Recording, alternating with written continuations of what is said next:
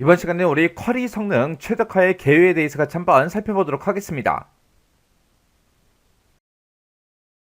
우리 쿼리 성능 최적화요. 여기 보게 되면 이제 쿼리라는 말이 나는데 이 쿼리라는 거는 데이터베이스에 이제 수많은 데이터들이 들어있죠.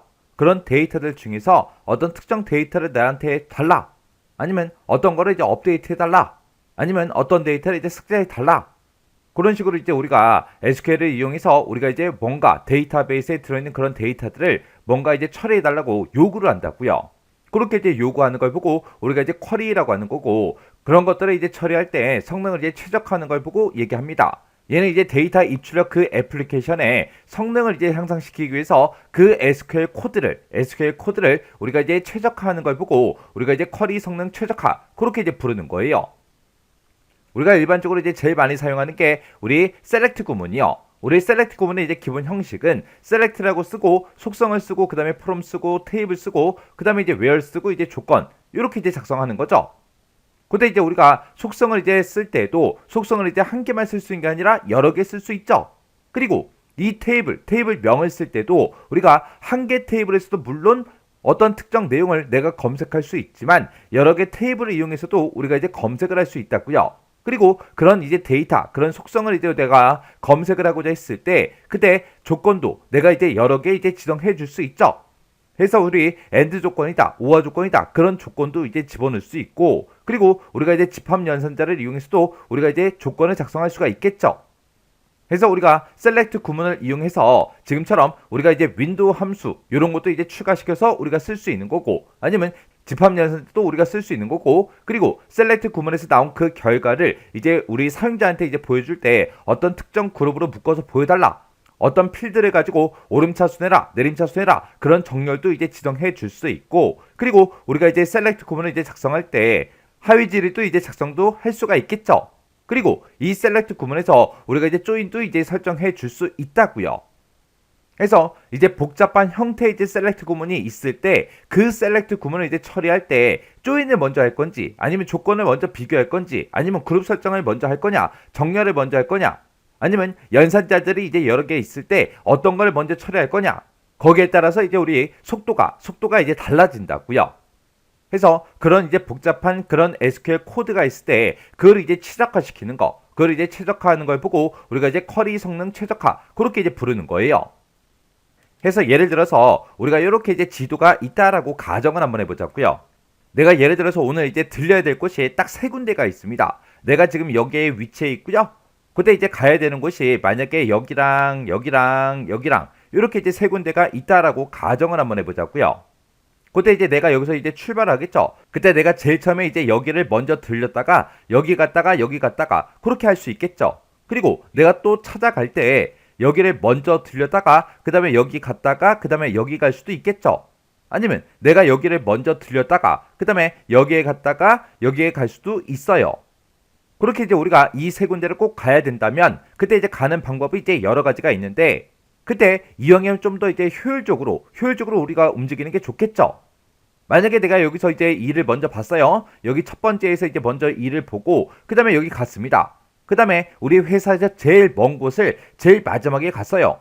근데 여기서 이제 일이 딱 끝나고 나니까 퇴근 시간인 거예요.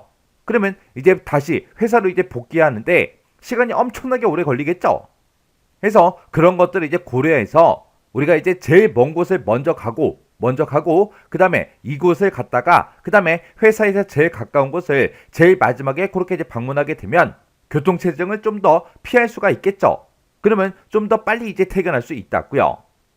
그런 식으로 우리가 이제 어딘가를 이제 찾아가거나 아니면 무슨 일을 할 때 어떻게 하면 좀 더 효율적인 방법으로 짧은 시간 내에 전부 다 이제 처리할 수 있을까? 그걸 이제 생각하고 계획을 세우고 우리가 하면 좀 더 이제 효율적으로 일을 처리할 수 있겠죠.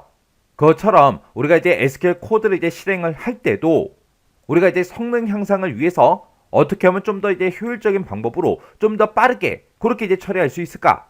그렇게 이제 우리가 최적화하는 거를 보고 우리가 이제 쿼리 성능 최적화 그렇게 이제 부르는 거예요. 그때 이제 우리가 쿼리의 이제 성능을 최적화하기 전에 우리의 성능을 측정해주는 그 도구가 APM이라는 그 도구가 있습니다. 얘를 이제 사용해서 최적화의 그 쿼리를 선정을 해요. 선정을 하고 나서 이제 우리가 쿼리 성능을 이제 최적화시키는 겁니다. 우리가 내가 작성한 그 모든 SQL 코드에 대해서 전부 다 쿼리 성능 최적화를 다 할 필요는 없겠죠. 지금 여기 보게 되면 이제 APM 하고 그렇게 나오는데, 우리 APM이라는 거는 애플리케이션의 이제 성능을 이제 관리하기 위해서 접속자가 됐든 자원 현황이 됐든 트랜잭션 수행 내역이 됐든 아니면 장애 진단이 됐든 이런 다양한 이제 모니터링 기능을 제공해주는 그런 도구를 우리가 이제 APM 그렇게 이제 부르는 거예요. 그래서 이게 이제 상황이 조금 맞진 않지만 우리가 집에서 쓰고 있는 이런 인터넷들도 성능을 이제 체크할 수 있는 그런 도구가 따로 있죠. 해서 그 성능 체크 도구를 딱 키게 되면 이제 인터넷 속도가 어떻게 되는지, 다운로드 속도는 어떻게 되는지, 우리의 업로드 속도는 어떻게 되는지 그런 것들을 우리가 실시간으로 볼 수 있죠. 그거나 이제 비슷한 프로그램이다. 그렇게 이제 생각하시면 돼요. 해서 우리의 성능 측정 도구 APM을 이용해서 최적화할 그 쿼리를 우리가 이제 선정을 하더라. 선정을 하고 나서 이제 우리가 쿼리 성능 최적화를 이제 하는 겁니다. 그때 이제 최적화할 그 쿼리에 대해서 옵티마이저가 수행한 그 실행 계획을 이제 검토하고 SQL 코드와 이제 인덱스를 이제 재구성한다. 그렇게 나왔는데 여기 보게 되면 이제 옵티마이저 그게 이제 나오죠. 이 옵티마이저라는 건 뭘 얘기하냐면은 우리가 작성한 그런 SQL이 가장 이제 효율적으로 이제 수행되도록 최적의 경로를 찾아주는 그런 모듈을 보고 우리가 이제 옵티마이저 그렇게 이제 부르는 거예요. 이런 옵티마이저는 우리 DBMS에 내장되어 있는 모듈 중에 하나예요. 여기에는 이제 RBO라는 것도 있고요. 그 다음에 이제 CBO라는 것도 있고, 이렇게 이제 두 가지가 있습니다. 요 이제 RBO가 이제 규칙에 의해서 이제 우선순위가 정해지는 거고, 그 다음에 이제 CBO는 비용에 따라서 이제 변경이 되는 겁니다. 그래서 우리 쿼리 성능 최적화라는 거는 애플리케이션의 이제 성능 향상을 위해서 SQL 코드를 우리가 이제 최적화하는 걸 보고 얘기하더라. 우리가 이제 성능을 이제 최적화하기 전에 성능 측정 도구, 우리 APM을 이용해서 최적화할 그 쿼리를 선정을 먼저 해주고, 그때 이제 선정된 그 쿼리에 대해서 옵티마이저가 수립한 그 실행 계획을 이제 검토하고, 우리가 이제 SQL 코드가 됐든 인덱스가 됐든 이런 것들을 이제 재구성해서 쿼리 성능을 이제 최적화하더라. 그렇게 이제 기억하시면 됩니다. 자, 우리 옵티마이저에 보게 되면 이제 RBO 방식이 있고, 그 다음에 CBO 방식이 있고, 이렇게 이제 두 가지가 있습니다. 자, 여기 보게 되면 이제 R이냐 이제 C냐 그 차이인데, 여기서 이제 R이 이제 룰이에요. 룰을 보고 얘기하는 거고, 여기서 이제 C가 이제 코스트예요. 해서 비용을 보고 얘기하죠. 해서 규칙 기반의 이제 옵티마이저냐, 아니면 비용 기반의 이제 옵티마이저냐, 거기에 따라서 지금처럼 RBO, CBO, 이렇게 이제 두 가지로 나눠집니다. 그때 이런 이제 옵티마이저는 우리 DBMS 안에 이제 내장되어 있는 그런 모듈이라 그랬어요. 그때 이제 RBO하고 CBO 좀 더 보자고요. 그때 이제 RBO라는 거는 DBA 그러면 이제 데이터베이스 관리자를 보고 얘기하죠. 그 데이터베이스 관리자가 사전에 정해둔 그런 규칙에 의거해서 경로를 찾아주는 그런 규칙 기반의 이제 옵티마이저를 보고 우리가 이제 RBO 그렇게 이제 부르는 거고요. 그 다음에 CBO다라고 하게 되면 이제 데이터가 이제 입출될 때는 그런 속도가 됐든 아니면 CPU 사용량 아니면 데이터를 이제 한 번에 이제 처리할 수 있는 그런 블록의 개수 그리고 개체의 이제 속성 그리고 튜플의 개수 그런 것들을 이제 싹 다 이제 종합해서 DBMS마다 고유의 이제 알고리즘에 따라서 산출되는 그런 비용으로 최적의 이제 경로를 찾아주는 그런 비용 기반의 이제 옵티마이저를 보고 우리가 이제 CBO 그렇게 이제 부르는 거예요. 해서 지금 여기 보게 되면 이제 DBMS마다 고유의 이제 알고리즘에 따라서 비용이 이제 산출된다. 그렇게 했죠. 그때 예를 들어서 똑같은 이제 DBMS가 있더라도 그 DBMS는 계속해서 우리 업데이트가 되죠. 해서 버전업이 계속 되기 때문에 예를 들어서 뭐 11버전이 있어요. 11버전의 그때 그 옵티마이저랑 12버전의 옵티마이저는 다를 수가 있습니다. 그래서 DBMS에 따라서 달라질 수도 있고 버전에 따라서도 이제 달라질 수 있어요. 근데 이제 RBO요. RBO는 이제 최적화 기준이 규칙에 의해서 최적의 이제 경로를 이제 찾아주는 거고요. 우리 CBO라는 거는 이제 XX 비용에 따라서 이제 우리 최적의 경로를 이제 찾는다 그랬어요. 그때 이제 RBO 같은 경우는 이제 DBA가 사전에 이제 정해둔 그런 규칙에 의거해서 이제 경로를 찾아준다고 했습니다. 해서 그 개발자의 SQL 이제 숙련도에 따라서 이제 성능이 이제 결정이 되겠죠. SQL을 완전히 이제 마스터를 했어요. 그런 사람이 이제 이런 규칙을 이제 세우게 되면 퀄이 이제 최적화가 엄청나게 이제 잘 될 거예요. 근데 실전 경험이 이제 별로 없는 사람이 그런 사람이 만약에 규칙을 정의한다. 그러면 효율성이 이제 많이 떨어질 수도 있죠. 해서 개발자의 이제 숙련도에 따라서 성능이 이제 결정이 되더라.